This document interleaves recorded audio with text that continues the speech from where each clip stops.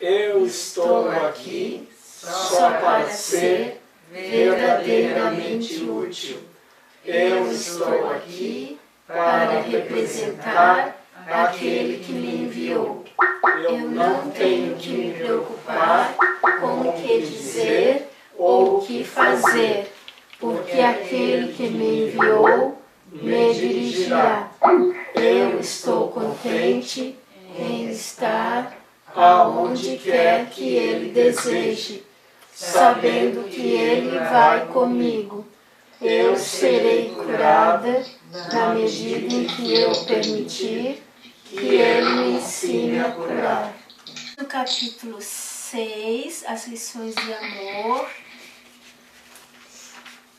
Subcapítulo 1, a mensagem da crucificação.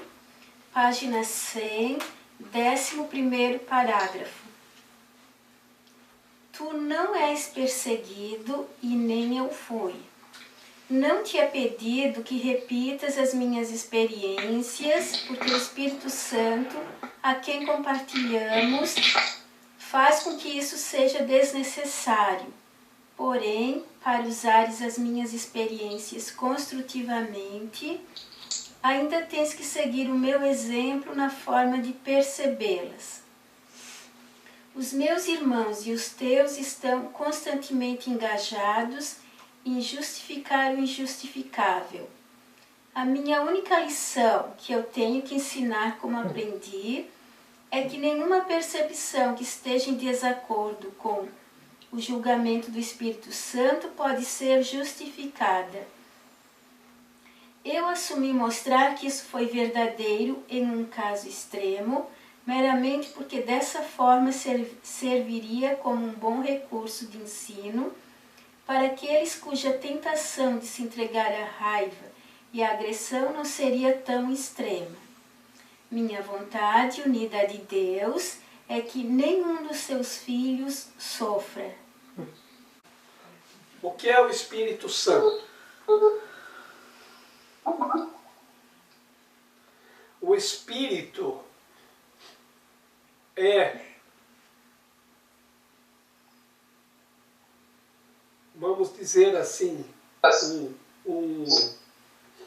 uma instância onde todas as nossas mentes estão unidas e onde ali tudo é compartilhado. É como se estivéssemos com a nossa mente, o nosso pensamento ligado e tudo é compartilhado. É como se cada um de nós enviasse uma mensagem para todos os demais e todos recebessem a mensagem. E cada um que falasse, que pensasse, todos receberiam a mensagem. Então é um compartilhamento de tudo o que nós vamos chamar experiências.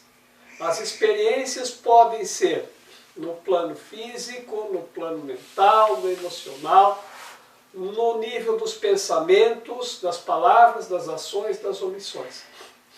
Então, nesta instância, tudo que é são é compartilhado. Apenas o que é saudável, são, bom, amoroso, alegre, feliz e santo. Tudo o que é perfeito e correto. Isto a nossa mente compartilha com todas as outras mentes que estão no nível do Espírito. E o Espírito é chamado de Espírito Santo porque ele é são e santo, saudável. Ele não é insano. Tá? Então, a nossa mente, ela está dividida entre a parte sã e a parte insana. Na parte sã, que é o nosso espírito ele compartilha com todos os espíritos de todas as pessoas. Todas as que já estiveram aqui nesse plano, todas as que estão e todas as que estão por vir.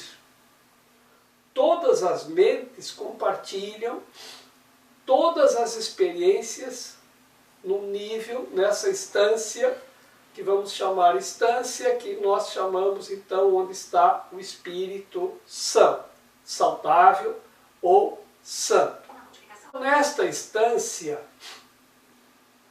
todos compartilhamos todas as experiências. Então é assim, quando eu compartilho aqui com vocês uma experiência, vocês não precisam mais passar pela mesma coisa, porque o aprendizado que eu obtive com essa experiência, ele já serve para vocês também. Vocês não precisam mais viver aquilo. Por quê? Porque no começo do livro ele diz assim, que o espírito é perfeito como sempre foi e sempre será. A mente é o aprendiz e o físico é um instrumento de aprendizado. O que quer dizer com o físico é um instrumento de aprendizado?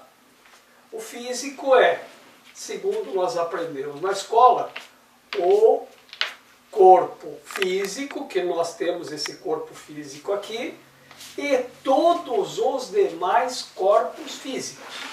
E nós aprendemos que neste mundo, tudo que podemos perceber são corpos físicos, animados e inanimados. Então o livro ele determina, o físico é um instrumento de aprendizado.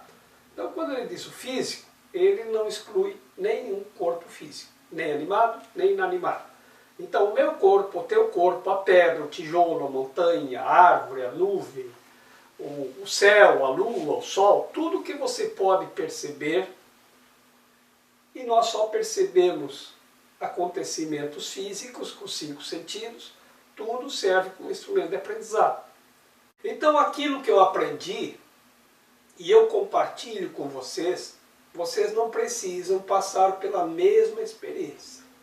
Então, quando eu compartilhei aquele acontecimento de Porto de Galinhas, agora, quando acontecer com vocês, vocês já sabem como fazer, porque vocês já aprenderam a maneira certa de fazer. Vocês não precisam cometer o erro que eu cometi.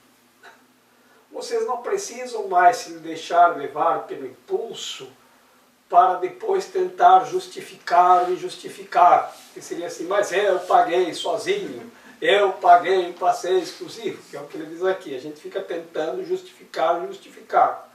Não tem justificativo para a minha atitude. Não tem. Então eu fico tentando, mas a culpa é dele. Né? Então a Débora disse assim para mim hoje, é assim, o elevador cai, porque ninguém deu manutenção. Né? A culpa, e tem uma pessoa dentro, a culpa é de quem?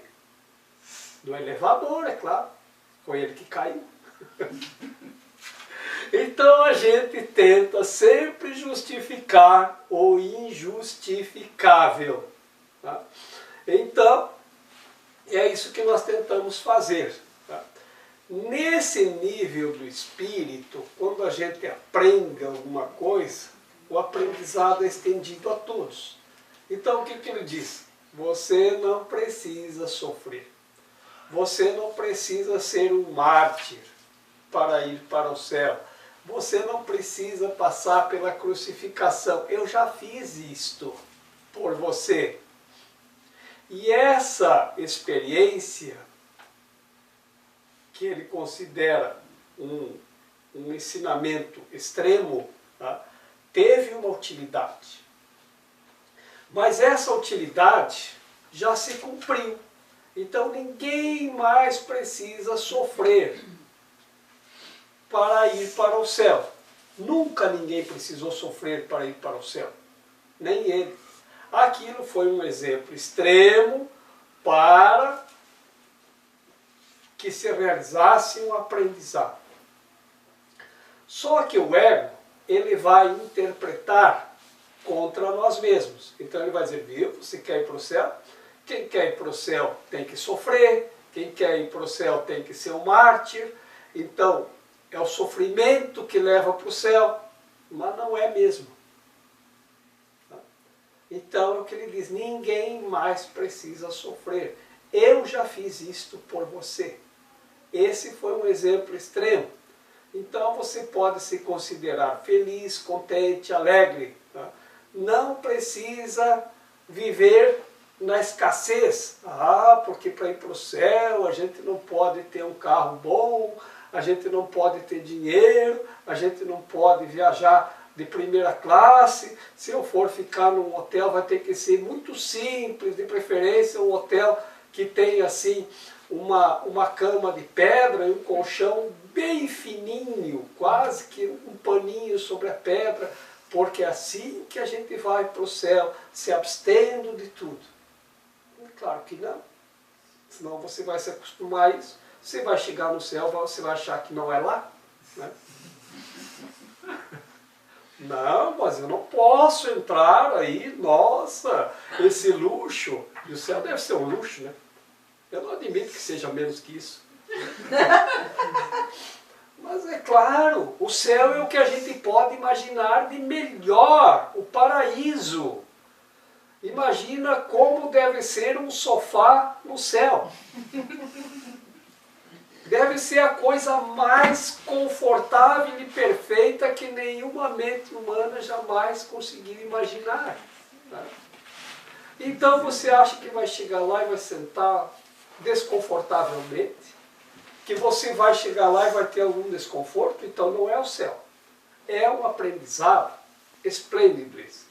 Se você passar dessa e te convidarem para entrar num lugar e você olhar lá e aquilo não estiver brilhando, limpinho, e um conforto extremo, e alegria, felicidade, bem-estar extremos, e paz intensa, tudo bonito, tudo do bom e do melhor, você olha e dá uma olhada assim, não, obrigado, não é o céu. Não me convenceu. Não pode ser menos. O céu tem que ser tudo mais, mais, mais e mais. O céu tem que ser o máximo. Não tem medida menor para o céu. Então, o que ele diz aqui é assim, que o Espírito Santo, no nível do Espírito, é onde nós compartilhamos todas as nossas experiências. E ali é onde nós podemos compartilhar com Jesus a própria experiência dele, de forma que nós absorvemos o aprendizado resultante da experiência. E não precisamos mais passar por aquilo. Porque quando passamos por uma situação extrema, é porque de outra forma nós ainda não conseguimos aprender. Então você vai levando, olha, o único jeito dessa pessoa aprender é isto. Nós mesmos, não é alguém que põe a gente no estado de provação. É nós mesmos que estamos indo naquele caminho e diz, ainda não entendi. Ainda não entendi. Então deixa eu tentar de outra forma. Então deixa outra pessoa entrar no meu táxi. Né?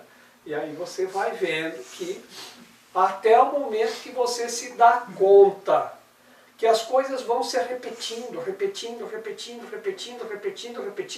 até que você consegue, diante de qualquer que seja a circunstância, interpretar tudo com amor perfeito. Então, não são provações, são repetições. Tudo se repete. É uma repetição.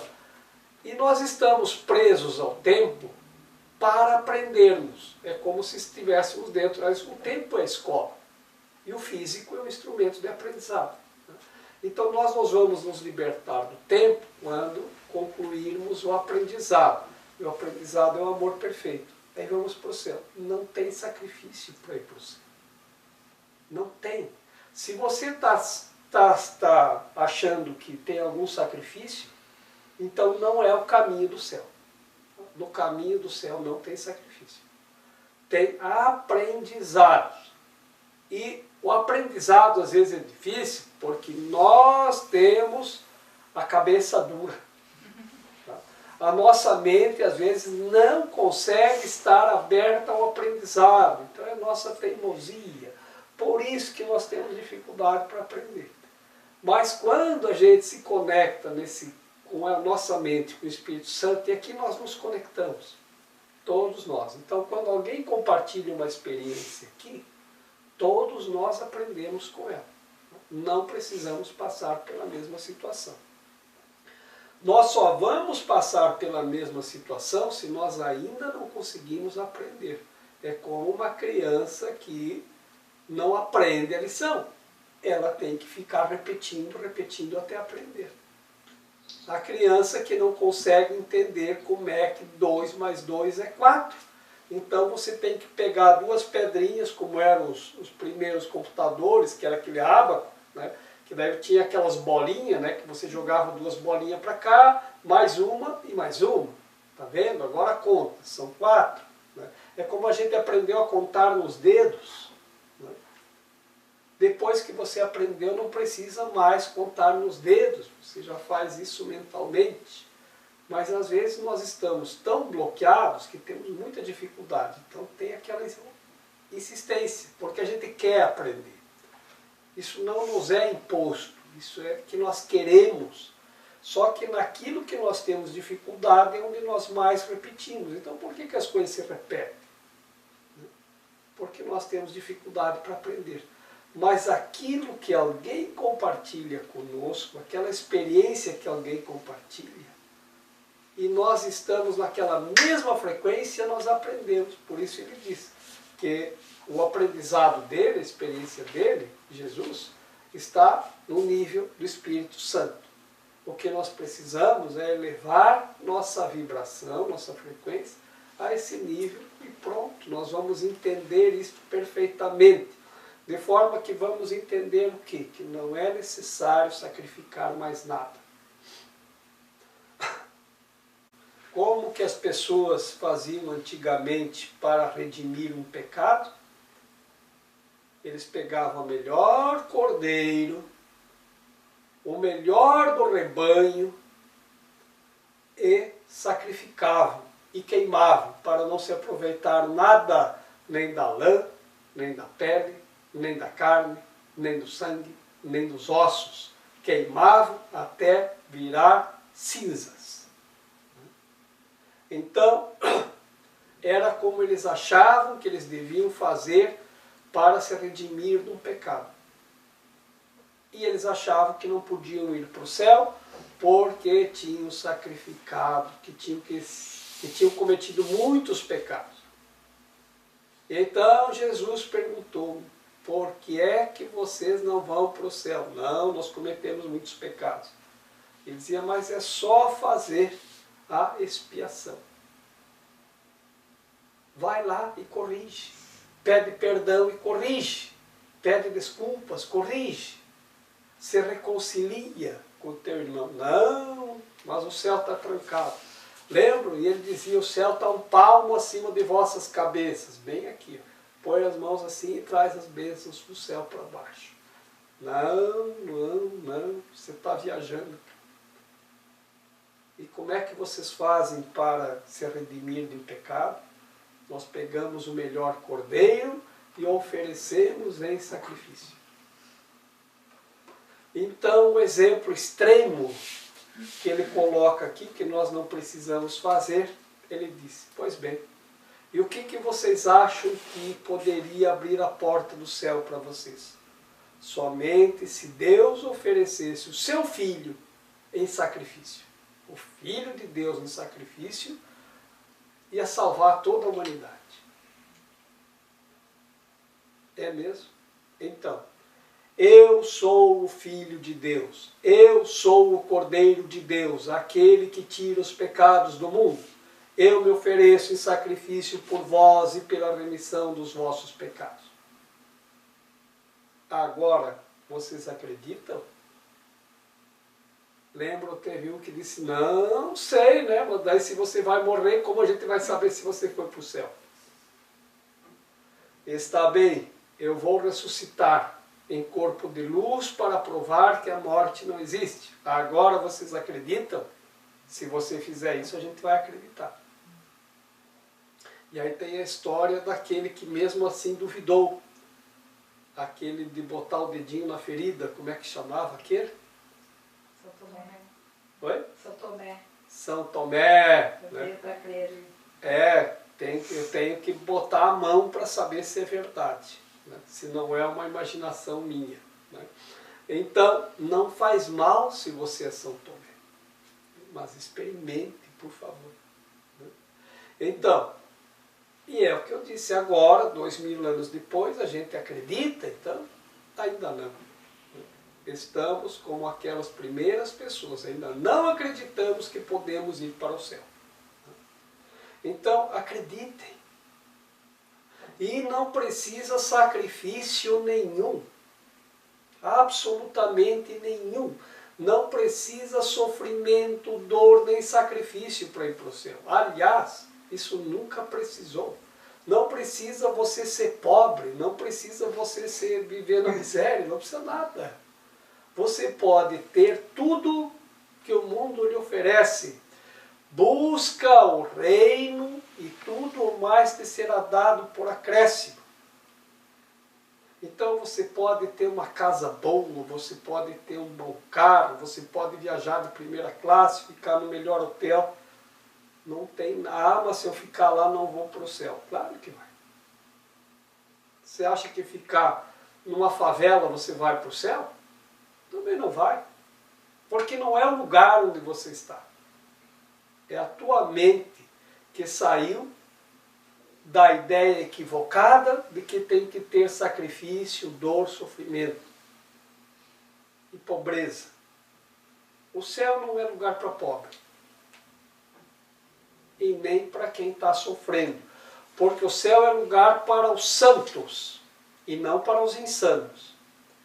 Insano é aquele que não tem saúde na mente.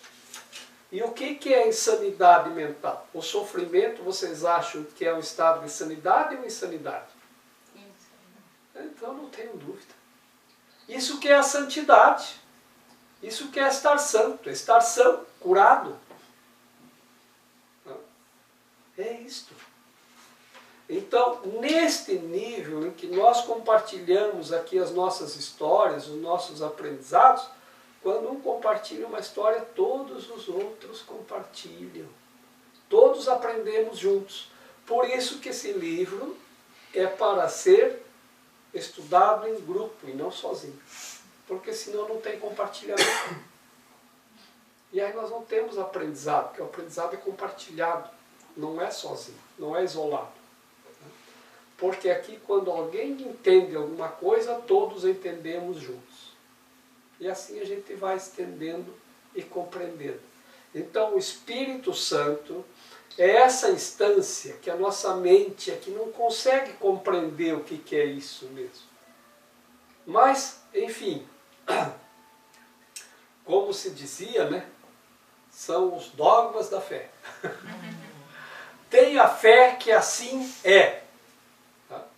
Porque não há como tocar o espírito para ter certeza da sua existência. E essa é a nossa dificuldade. Porque nós fomos treinados para acreditar naquilo que os nossos 5 sentidos podem tocar. Pela visão, pela audição, pelo tato, pelo paladar ou pelo olfato. E o resto não existe. Porque no mundo só existe o que é perceptível pelos 5 sentidos. Senão, não pode ser. E isto é a ciência. A ciência é tornar ciente ou científico. Para você ter ciência de alguma coisa, para a ciência dizer isto é, um dos 5 sentidos deve ser, pelo menos um, deve ser privilegiado para se tornar científico.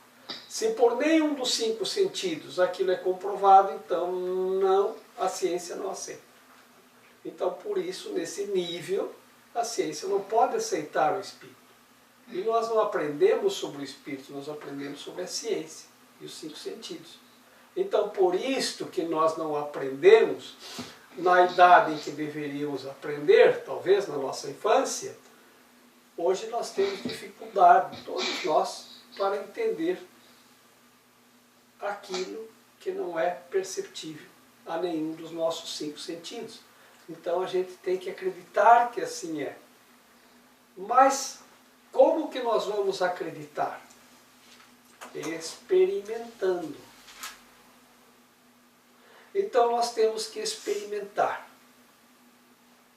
Então, as nossas experiências são compartilhadas. Então, quando nós experimentamos aqui, quando eu experimento alguma coisa e compartilho com vocês, vocês acreditam que dessa forma pode ser? Se vocês acreditam, é porque eu consegui compartilhar a experiência. Então, vocês aprenderam. Então, quando alguém entrar no táxi de vocês, vocês não vão fechar a cara para as outras pessoas e estragarem o seu passeio. Esse é o aprendizado. Que a gente não precisa sofrer, não precisa se sacrificar, não precisa ser infeliz. Esse é o aprendizado do Espírito. Isso é reinterpretar tudo pelo Espírito. Então, o Espírito Santo, que está nessa instância da nossa mente, ele reinterpreta tudo a nosso favor. E o ego, que está em outra parte da nossa mente, é tudo contra nós. Eu estou perdendo, eu estou levando desvantagem, agora eu estou me sacrificando, agora eu estou sendo perseguido, agora eu estou sofrendo, agora... Então, o que ele diz? Nós temos que reinterpretar a crucificação. É isso que nós temos que fazer nesse momento. Porque não envolveu sacrifício, não envolveu perseguição, nem raiva, nem vingança, nem ódio, nem nada. Envolveu uma decisão pelo aprendizado. Em nenhum momento houve sofrimento. Agora, o mundo vê tudo como sofrimento e dor. Então, Deus sacrificou o seu filho. Deus não sacrificou. E a gente escuta isso muito. Que Deus sacrificou e matou o seu filho. Então, como que Deus iria fazer isso? Isso não existe. Isso só existe na percepção do mundo, não na percepção celestial. E é por isso que nós achamos que nós temos que sofrer também. Então não precisa. Então não precisamos passar pelo sacrifício, pela dor, pela crucificação. Porque esse aprendizado ele já fez por nós. Para nós entendermos que não precisa. Eu sou o Cordeiro de Deus. Eu sou aquele que tira os pecados do mundo. Eu me ofereço em sacrifício por vós e pela remissão dos vossos pecados. Pronto. Ninguém mais precisa sofrer. Ninguém mais precisa pensar que não pode entrar no céu. Está tudo resolvido. Está tudo consumado. Então, por que é que agora nós não acreditamos ainda? Então, porque nós ainda acreditamos na dor, no sofrimento, no sacrifício. Isso não veio da nossa geração. Isso vem desde Adão. Né? Então isso está gravado no nosso gene, no nosso sistema de crença. E cada um tem que passar pelo sofrimento, né? Para aprender. Né? E aí, com o ensinamento de Jesus também. Né? As pessoas acharam que tinham que sofrer também, porque ele usou, como ele diz, um exemplo extremo. Agora, para que a criança possa aprender com a nossa experiência, a analogia é a mesma que ele coloca ali. O que ele diz ali no final, Raquel? Que para aprendermos com a experiência dele... É mais em cima, eu acho. A única lição que eu tenho que ensinar como aprendi é que nenhuma percepção que esteja em desacordo com o julgamento do Espírito Santo pode ser justificada. Eu assumi mostrar que isso foi verdadeiro em um caso extremo meramente porque dessa forma serviria como um bom recurso de ensino para aqueles cuja tentação de se entregar à raiva e à agressão não seria tão extrema. O que tem que acontecer? A pessoa tem que estar naquele momento na mesma frequência. As coisas têm um tempo para acontecer. Nós estudamos, a maioria de nós aqui já fizemos juntos, já compartilhamos um curso em tarô. Vocês me permitam eu dar um parênteses aqui e fugir para o aprendizado do tarô, que nós também compartilhamos. Qual é a carta que a criança tem no aprendizado? A 5, que é da instrução do aprendizado daquilo que não é perceptível, que é do espírito, da religião. É no começo. Por quê? Porque é lá que a criança vai receber, lá ela está na mesma frequência que a mãe, que o pai. Depois ela começa a sair para o mundo. Porque na etapa seguinte ela já sai para o mundo e começa a entrar na vibração do mundo. Depois fica difícil. Porque ele já está numa outra frequência. Daí ele vai dizer, não, eu quero aprender por mim mesmo. Porque na escola ele vai já vai viver as suas próprias experiências. Então a idade mais adequada é antes de entrar para a escola. O mundo mudou, nós também temos que mudar. Tá? Porque quando o mundo nos impõe uma mudança, nós temos que nos adequar, porque o Espírito Santo, ele aproveita tudo para o nosso aprendizado. Então tem um jeito de fazer isso, se não é daquele jeito, que o ser correto seria isso. Mas se eu não estou conseguindo fazer conforme manda a cartilha, de que maneira eu posso fazer isto? Então a gente faz de outra maneira. Tá?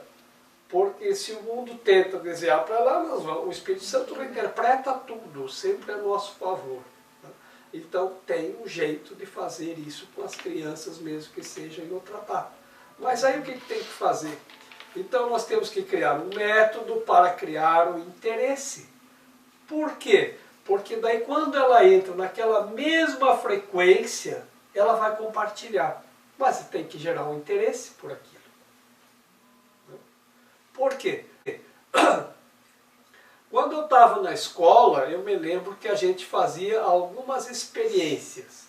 Eu me lembro, para quê? Para a gente se convencer das coisas. Então, uma experiência que eu me lembro era pegar um grão de feijão e plantar dentro de um copo. Para nós vermos o grão germinar e o feijãozinho crescer para fora do copo de vidro. Era um laboratório, era uma experiência. E assim, nós aprendíamos, a gente todo dia ficava observando aquilo, a gente via aquilo se desenvolver, via como aquilo funcionava, daí a gente passava a acreditar. Então a experiência é real. Agora, quando você já aprendeu aquilo, você pode compartilhar a experiência, a pessoa não precisa passar pela mesma experiência. Então, se existe uma maneira de se compartilhar isto, então você tem que criar um interesse. O que pode interessar uma pessoa, um adolescente, para vir a um estudo como curso de milagres? Tem que haver algum instrumento que interesse a pessoa para o aprendizado. Tem que ter algum instrumento. De que maneira nós vamos utilizar isso? Eu não tenho a resposta, mas você pode encontrar.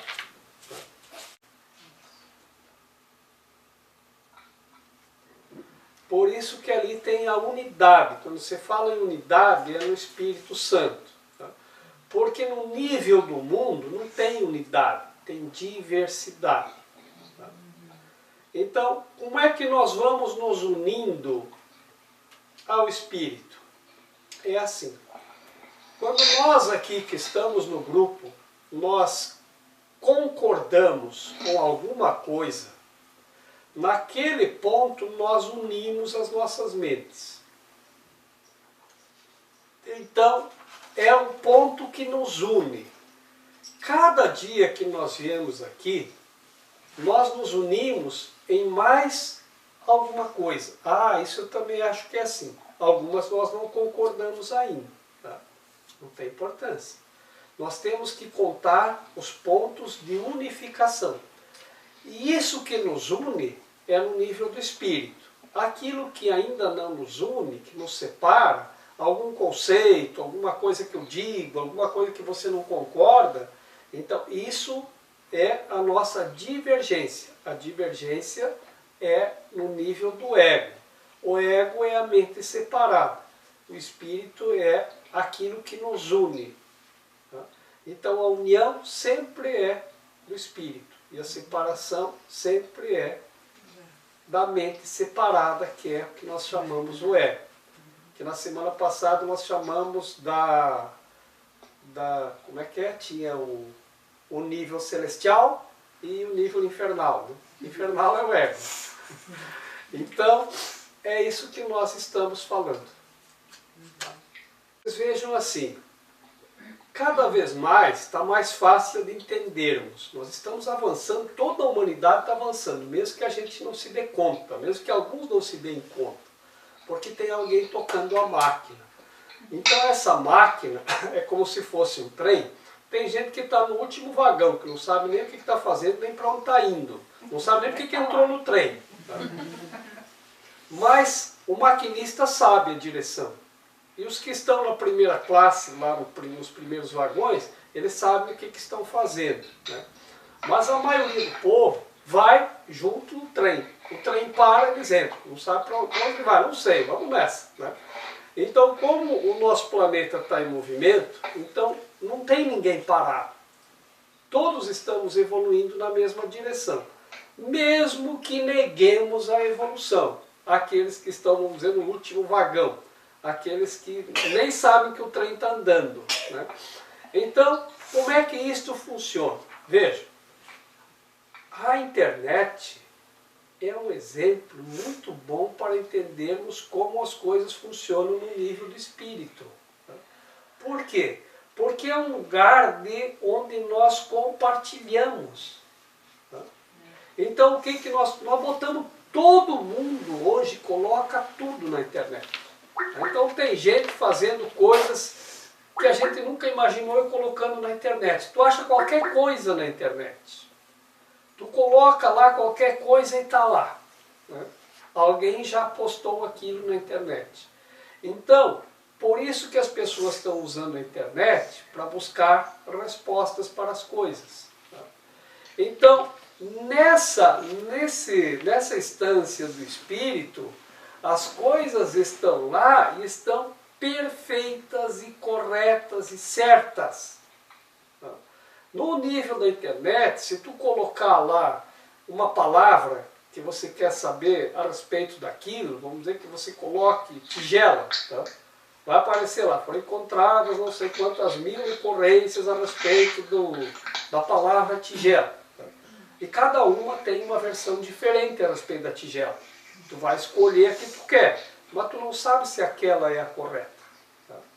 No nível do espírito, quando se diz, pede uma inspiração, quando a inspiração vem, não tenha dúvidas. Aquilo é perfeitamente correto, certo e saudável. Então, é isto. Agora, o Espírito Santo ele é um intermediário entre nós e Deus, assim como os santos. Né? Então, por isso que eu também, uma vez, eu dizia assim, por que eu vou ficar pedindo para os santos, eu posso pedir direto para Deus? Né? Bom, eu hoje tenho outra compreensão. O santo é aquele que alcançou a sanidade perfeita, cuja mente está sã e compartilha o Espírito Santo, onde todo o conhecimento está acessível. Então eu posso ir lá e pedir para aquela pessoa que tenha a conexão perfeita. Então eu posso pedir para o santo? Pode. Então você vai lá, então tem o santo da devoção, como nós falamos.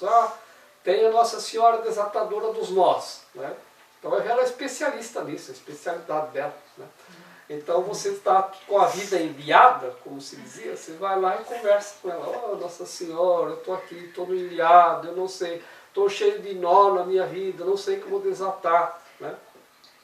E é assim que a pessoa é devoto daquele santo. Né?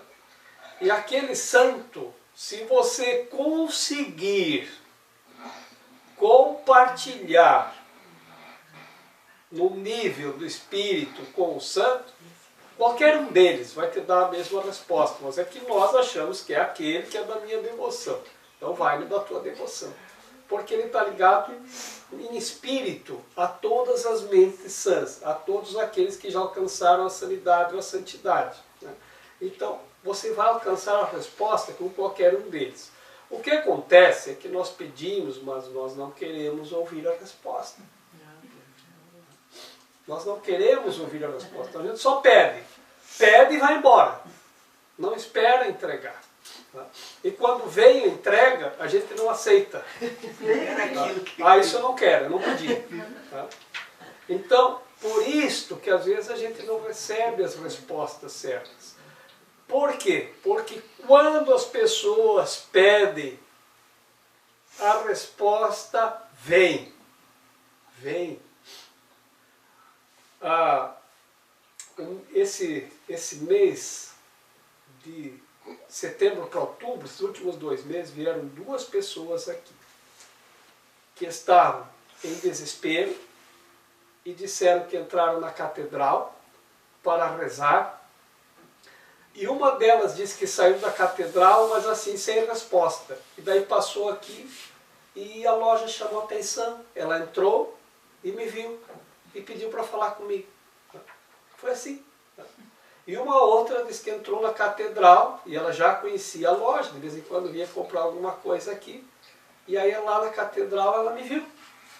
Assim, ela rezando lá, ela viu a minha imagem e veio aqui. Tá? E aí, lá ela não conseguiu a resposta, mas aqui conseguiu. Mas o que acontece? Às vezes ela recebe a resposta aqui e diz, ah não, mas isso eu não quero. Tá? Porque daí eu vou ter que vir aqui, então, uma vez por semana, no curso de milagre. Ah, não.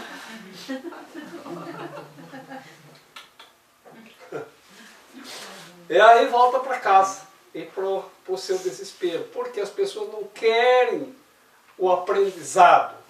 Eles não querem aprender, eles querem a coisa pronta. E aí não vão aprender. Tá? Porque se eu te der o bolo pronto, tu não vai aprender. Então tu tem que compartilhar o aprendizado. Vem cá, vamos fazer junto. Então daí a gente aprende como é que faz, o ponto do bolo. Você... Ah não, tu me manda o bolo pronto. Não adianta, eu posso até te dar. Mas aí tu não aprendeu. Tu não aprendeu. Então o aprendizado que nós fazemos aqui é compartilhado por isso. Então eu tenho certeza absoluta que pedir e receberei, tá? É perfeito. É só pedir. Porque o Espírito Santo está no santo, está em cada um dos santos da Igreja Católica. Você não precisa ir para a igreja para pedir para o santo que está lá, né? Porque a imagem é simbólica, é só para a gente se lembrar da santidade e que aquela imagem que está lá é comprovação de que aquela pessoa que era daquele jeito, que fez aquele caminho, que serviu daquele modelo, né, alcançou a santidade. Apenas isso. Não é a imagem. A imagem nos lembra da santidade. Não é a pessoa. Não é o objeto construído de barro, de gesso ou de porcelana. É o que a pessoa alcançou. É isso que nos lembra. E aí o pedir e receberei. Às vezes a gente precisa dessa coisa mais palpável para encontrar o caminho. Mas encontra. E aí o Espírito Santo encaminha a pessoa para aquele lugar onde daquela maneira a pessoa vai compreender. Porque de outra maneira a pessoa não compreenderia. Ou não aceitaria porque é contra aquilo. Tá? Então pode ser que alguém dissesse para alguém, olha, começa a ler a Bíblia. Ah, eu não vou ler a Bíblia. Tá? E aí alguém diz, por que não vai ver tarô? É, tarô, pode ser. Aí a pessoa vem ver tarô. Tá? Aí fica um ano vendo tarô, sai daqui e está lendo a Bíblia. Então, o que é isso? Nem precisa ler a Bíblia daí, né? A gente vai compreendendo, porque o que está na Bíblia é o que está em tudo. Né? Então, é uma analogia. Mas quando a gente pede, vem. É isso mesmo. É assim mesmo que funciona. Está perfeito. Tá? A crucificação não pode ser compartilhada porque é o símbolo da projeção, mas a ressurreição é o símbolo do compartilhar, porque o redespertar de cada filho de Deus é necessário para que a filiação seja capaz de conhecer a sua integridade. Só isso é conhecimento. entendi que ele quis dizer que tem que acontecer o redespertar de cada filho para acontecer a união, a filiação, o despertar da filiação como um todo. Digo, a integridade, para a filiação ser íntegra. Raquel, me faz uma gentileza, pega um copo lá. Vamos imaginar que este é um copo de cristal. Então vamos fazer o seguinte.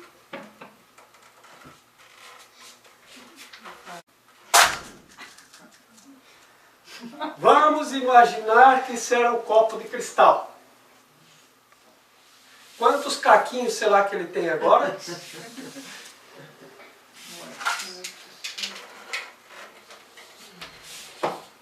Mas ele deixou de ser o copo?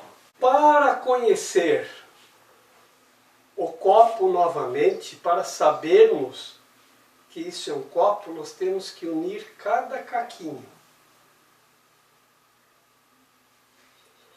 Então é como se cada um de nós fôssemos um caco. Tá? É, a gente é um caco mesmo. Né? É um caco, é um fragmento. O que é um fragmento? Frag é, do grego, parte, pedaço. E mento, mente. Então, cada um de nós é um caquinho da mente única. Tá? Por que é que nós não nos lembramos de quem nós somos? Porque nós estamos separados do todo. Então, à medida que cada um dos caquinhos vai se unindo novamente à estrutura, recupera a memória integral. A memória integral é de que nós somos a taça de cristal. Mas o caco, sozinho, ele não sabe o que é. Ele não sabe, ele sabe que aconteceu alguma coisa que causou uma separação de ouvir dizer. Quando chega ao ponto que ele ouve, olha, alguma coisa aconteceu, que aconteceu uma separação. E apenas isto. Agora, como é que a gente faz para voltar? Ah, eu não quero voltar, eu quero andar feito um caco pelo mundo. Né? E viver as coisas do mundo. Mas haverá um momento em que nós vamos querer nos reintegrar. Porque nós vamos ver que nós somos parte de alguma coisa maior do que o próprio caco. E então essa parte maior é quando nós buscamos a reintegração com essa mente única, e aí é o redespertar.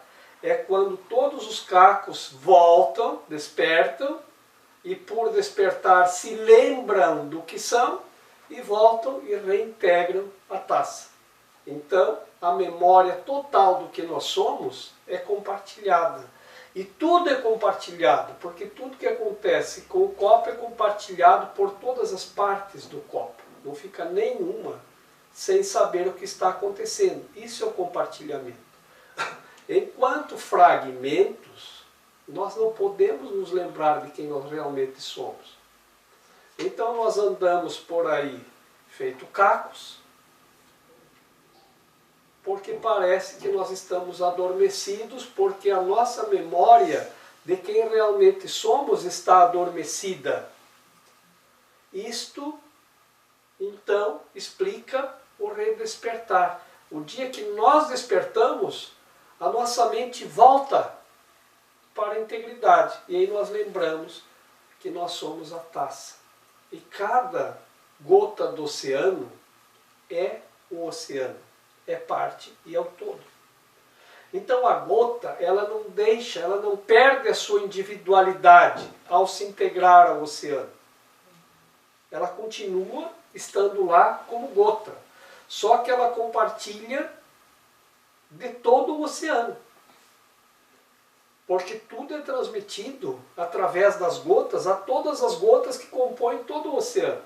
E assim a taça de cristal, e assim a filiação. Então tudo é compartilhado por todos, o tempo todo, quando nós nos voltamos para essa mente. Mas tem que criar um interesse para voltarmos. Senão, a gente tem outros interesses. O interesse é ir na praia tomar um chopp. Então, a pessoa tem outro interesse, mas quando você desperta o interesse para essa reintegração, então você começa aos poucos a lembrar de quem realmente você é. No começo, nós ainda estamos muito separados. É como um quebra-cabeças. Como você vai juntar cada caquinho daquela tacinha de cristal que foi totalmente esmagado. Está toda ela ali.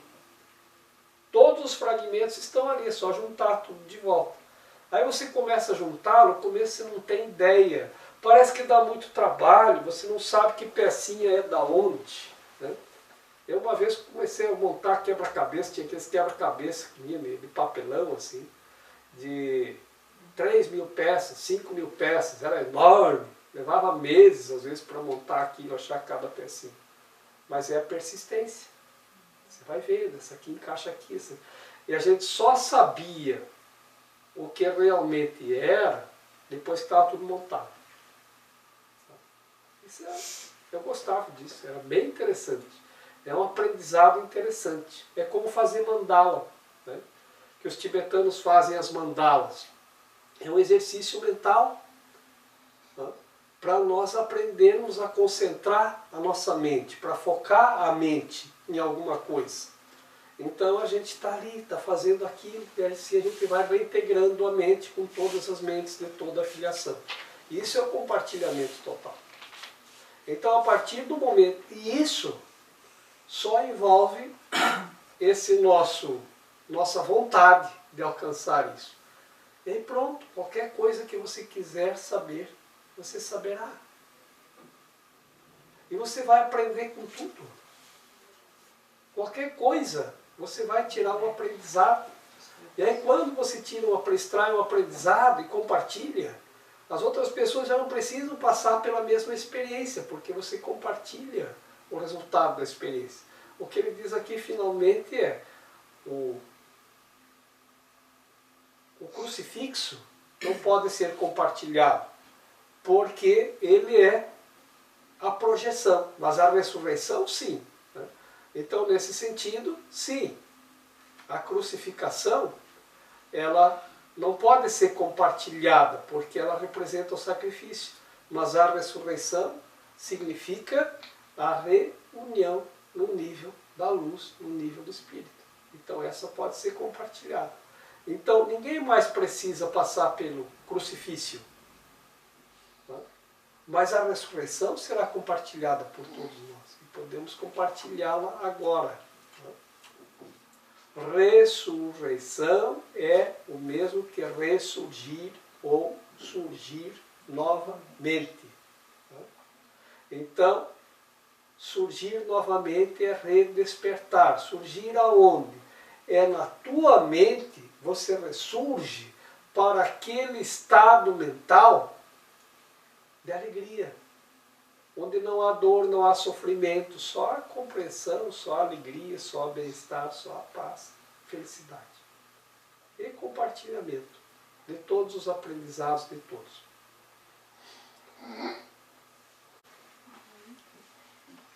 A mensagem da crucificação é perfeitamente clara. Ensina só amor, pois é isso que tu és. Acho que Jesus foi crucificado, então ele disse que ele foi perseguido, condenado, naquele parágrafo que nós vimos a semana passada. Rasgado. Várias coisas aconteceram com ele. E mesmo assim ele não sentiu assim nem raiva, nem ódio, nem vingança, nem nada contra aquelas pessoas que estavam fazendo isso. Em todo momento ele demonstrou somente amor. A gente vê isso nas histórias.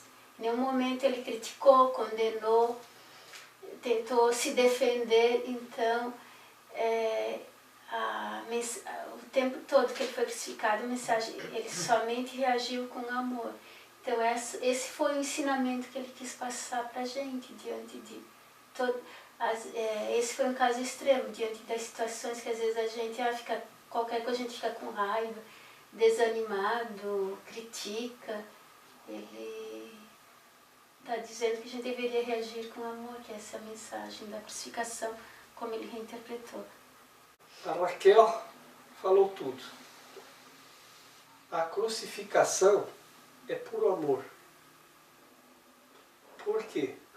Porque a mensagem do amor é justamente o modelo que ele mostrou para nós. Essa é a mensagem. Né?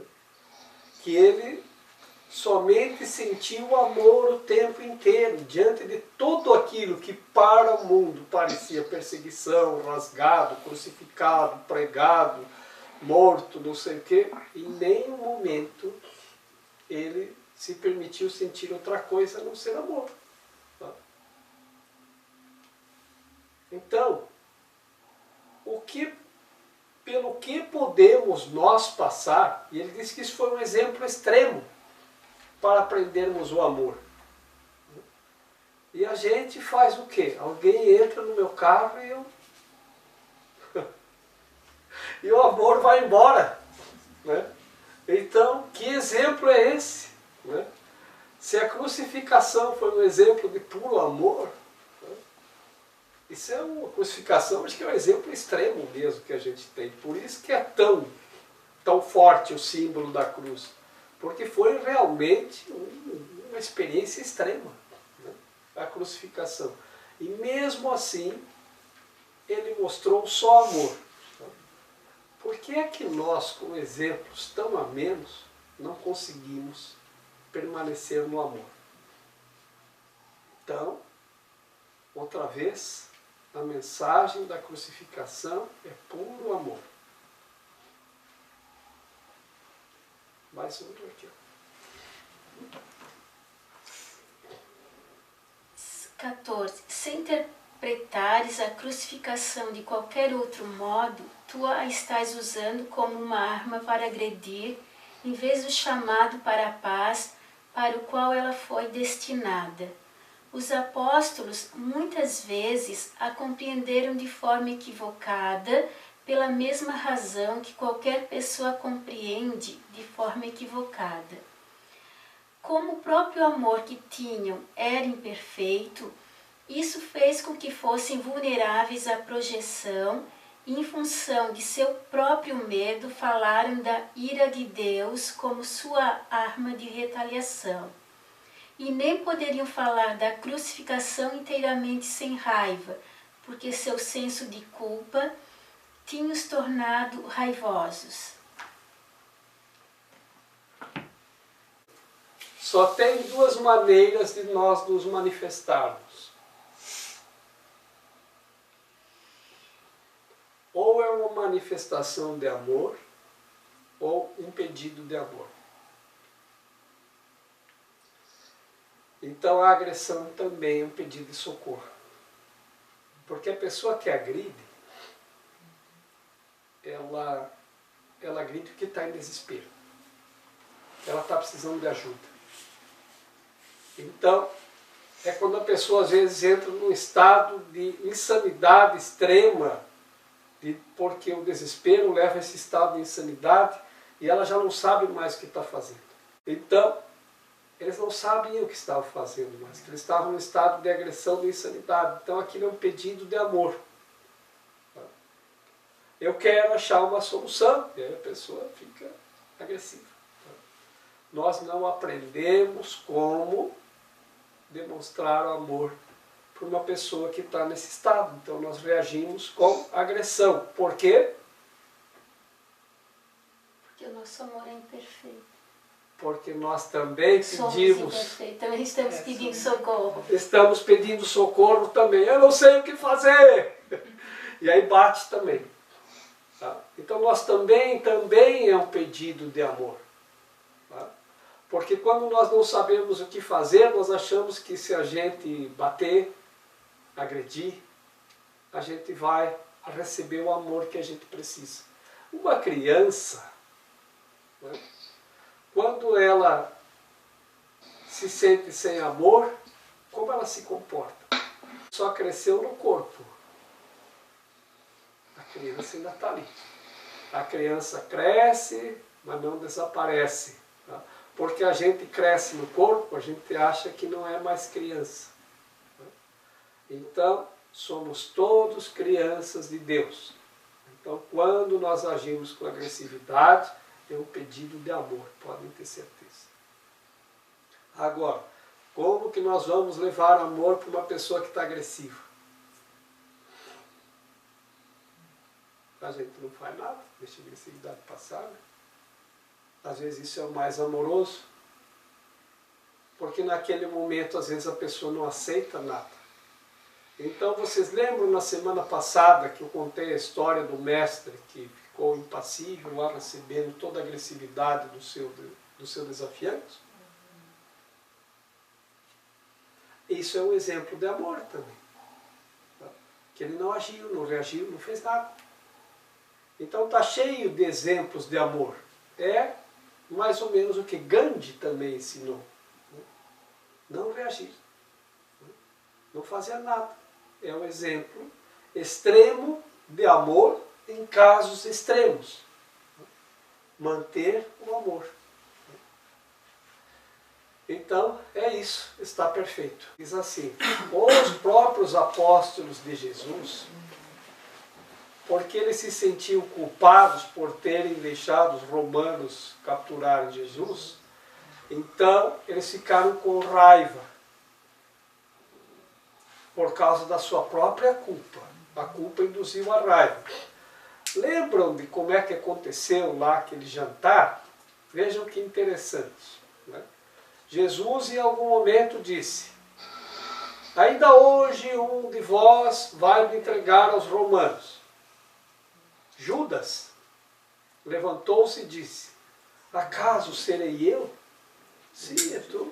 Eu já disse que é você. Mas mestre, por que eu? Porque você é o único capaz de fazer o que eu pedi. E então se levantou Pedro e disse, mestre, acaso eu não seria capaz? Não, Pedro, você ainda não seria capaz. Mas por que, mestre? Você ainda não seria capaz de cumprir o que eu te pedi. Por quê? Porque o Pedro ainda não estava no amor. Porque ele ainda tinha medo. Então ele não ia conseguir cumprir o que o mestre pediu, que era entregá-lo aos romanos, para que se cumprissem as Escrituras.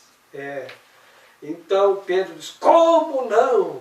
Como que eu não seria capaz? E o que Jesus lhe respondeu?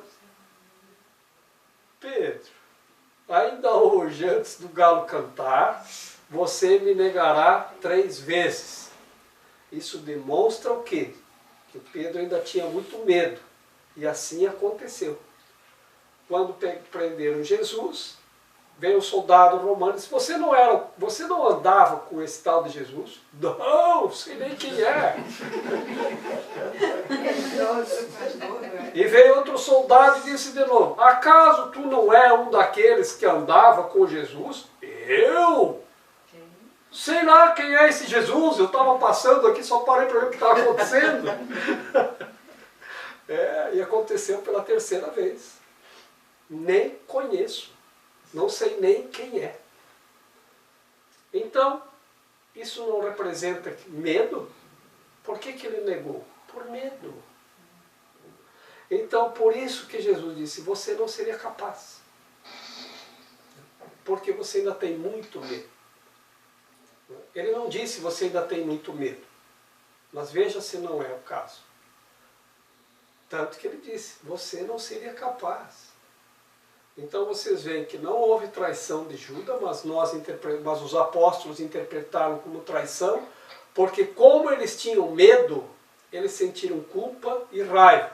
Então quando eles escreveram a respeito da crucificação, porque eles ainda estavam no estado de raiva e de medo, porque eles se sentiam culpados pelo que aconteceu ao mestre, Imagina o Pedro, que negou o mestre. Né? Ele deve ter sentido culpa. E ele tinha que projetar isso. Né? No Judas, seu traidor, você traiu o mestre. Né? Então, tudo é um enredo onde tinha muito medo envolvido, muita culpa. Eles ainda sentiam naquele momento. Então eles escreveram de acordo com o que eles estavam sentindo. Então por isso que a mensagem que veio para nós, ela veio trazendo raiva, medo e culpa. Tanto que eu aprendi, não sei aonde, que a gente trazia a culpa. No nosso coração, na nossa consciência, estava a culpa da crucificação. Isso está certo. Mas saber que nós trazemos conosco, no nosso gene, a culpa da crucificação, isso não pode ser interpretado contra nós, mas a nosso favor. Sim, nós trazemos, claro que trazemos a culpa da crucificação. Mas para que serve isso? Para nos fazer sentirmos culpados? Não. Para fazer a gente sentir medo? Não. Mas para fazer a gente curar isso. Você tem a culpa da crucificação. Por quê? Porque, veja, nós estamos trabalhando essas semanas todas para reinterpretar isso, para retirar a culpa que nós sentimos. Porque a nossa crença é de que nós também somos culpados, porque ele morreu por tua causa. E isso nos faz sentir culpa, medo e raiva. E isso faz da cruz um símbolo de medo. Então, e no entanto, foi um exemplo de puro amor o tempo todo, o tempo todo. Então é para aprendermos como nos comportarmos, porque neste mundo o tempo inteiro vai ser perseguição. Porque se nós interpretarmos como perseguição, nós vamos olhar para trás e tem alguém me seguindo, me perseguindo na rua. Não tem como. Não importa para onde você vá, tem alguém te seguindo, está me perseguindo. Né? Então, qualquer coisa que aconteça, nós vamos interpretar a nós mesmos como vítimas disso, daquilo, daquele outro. Né? Então, o aprendizado da maior reinterpretação que nós podemos fazer é esse, reinterpretar a crucificação. Se nós conseguirmos realmente compreender o exemplo de puro amor da crucificação e reverter esse quadro, dá até para pendurar uma cruz em todos os nossos caminhos, né? Para lembrarmos do exemplo diante da cruz, como ele se comportou. E nós não vimos a semana passada que nós temos que seguir o modelo. Então, se você acha em algum momento que está sendo perseguido, olha para a cruz. Por isso que a cruz é um símbolo tão importante para os cristãos. Porque é um exemplo de puro amor, mas é visto com medo. Né? Então a gente pegava a cruz para assustar os outros, para se esconder atrás dela. Né? Então, por quê? E deve funcionar. Né? Por quê? Porque se é um exemplo de puro amor, quando uma pessoa está agressiva, aquele símbolo de puro amor é tão forte, embora a gente não o compreendesse antes, que deve ser, quando a pessoa está agressiva, deve ser a resposta a um pedido de amor. Pode ser, sim. Mas não como ataque. Porque se nós usarmos o símbolo da cruz como ataque, aí não funcionou. Aí nós entramos no ataque. Mas se nós conseguirmos, em olhando para a cruz, né, vou pendurar um crucifixo, que antigamente os cristãos todos tinham, né, uma correntinha com o crucifixo. Né, você põe a mão aqui no peito e se lembra do crucifixo, e você lembra do exemplo de puro amor diante de uma agressão, aqui a tua mente pode se encher tanto de amor que pode ser a resposta que a pessoa está pedindo. Isso pode desfazer a raiva. Então vamos lembrar sempre, em alguma situação em que nós nos sentimos agredidos, ou perseguidos, ou como vítimas, do exemplo da cruz, que é de puro amor. E quando nossa mente estiver plena de amor, isto pode ser a resposta, sem que a gente precise mover um dedo. Para um pedido de amor, a resposta tem que ser o amor.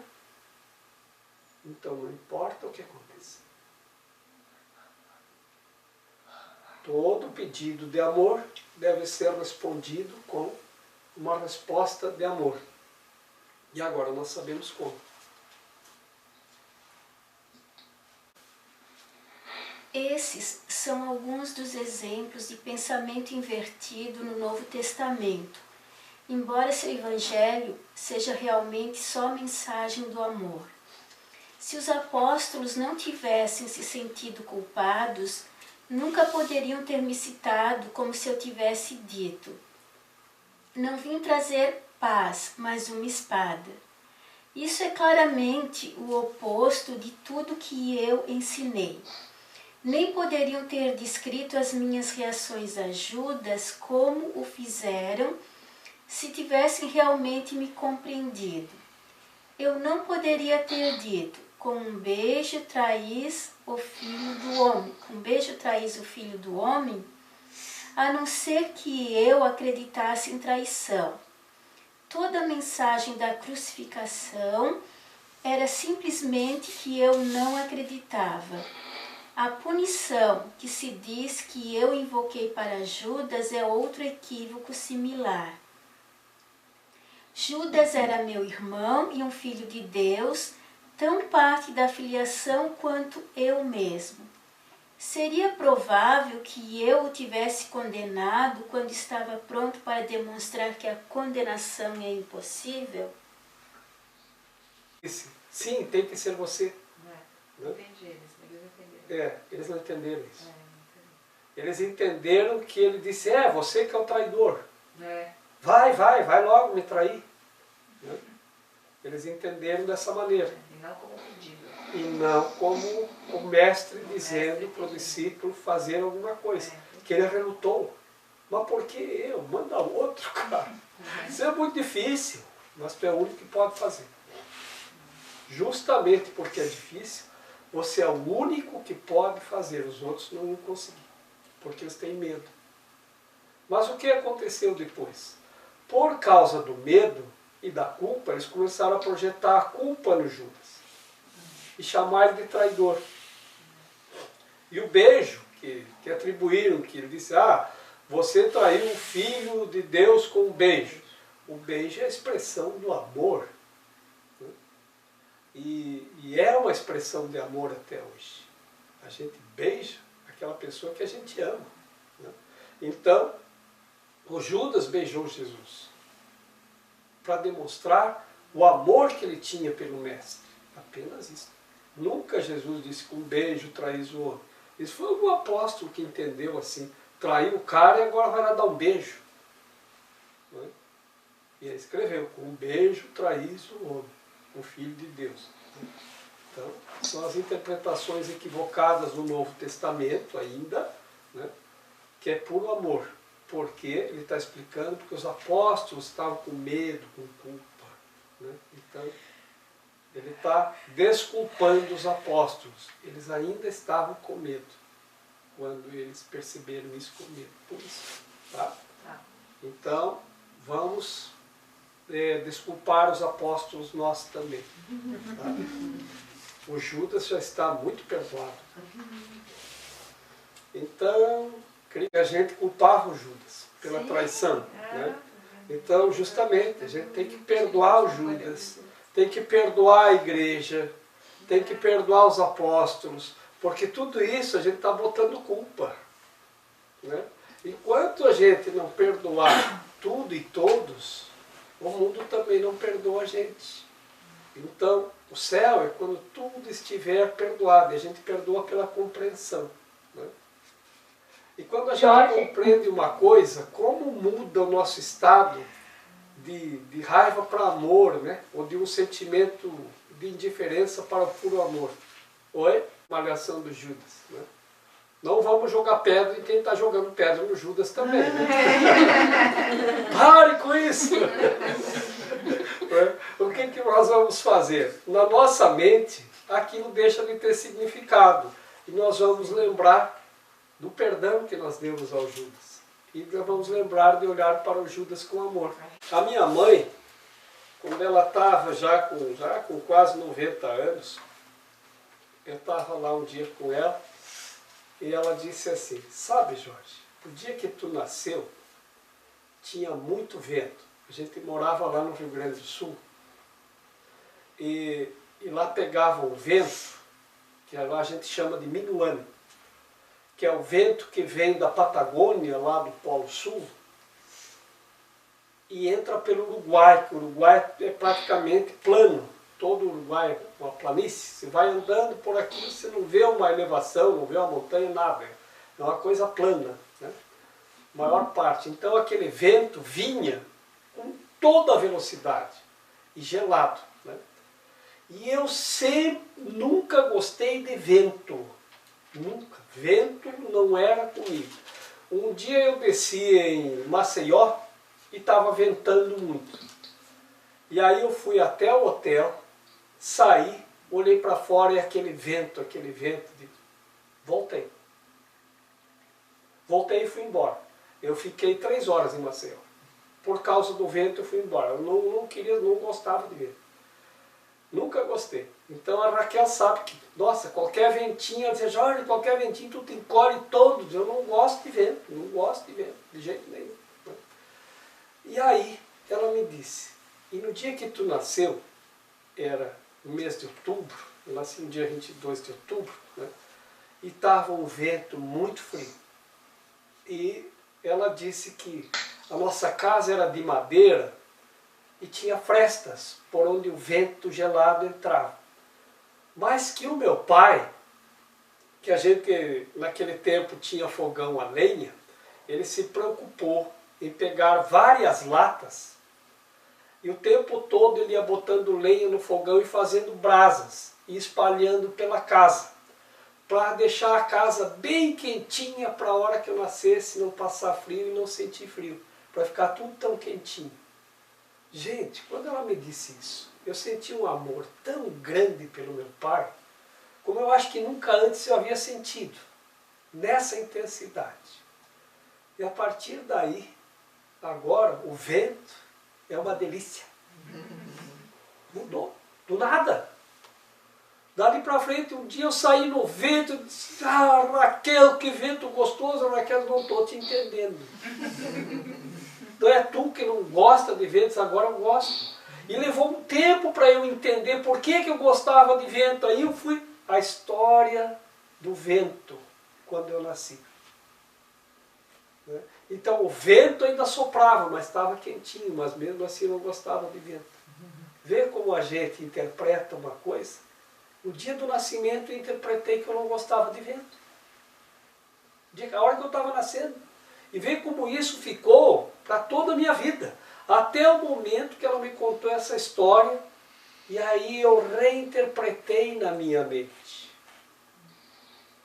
O esforço que meu pai fez para que eu nascesse, e quando eu nascesse estivesse a casa bem quentinha para que eu não sentisse frio, desfez, ao eu saber disso, desfez todo o meu não gostar do vento. Então quando a gente não gosta de alguma coisa, é um equívoco da mente, que nós temos que gostar de tudo. Da chuva, do sol, do vento, de tudo. Porque enquanto tem alguma coisa que a gente não gosta, a gente ainda não está no amor. Eu estou aqui só para ser verdadeiramente útil. Eu estou aqui para representar aquele que me enviou. Eu não tenho que me preocupar com o que dizer ou o que fazer, porque aquele que me enviou me dirigirá. Eu estou contente em estar aonde quer que Ele deseje, sabendo que Ele vai comigo. Eu serei curado na medida em que eu permitir que Ele me ensine a curar.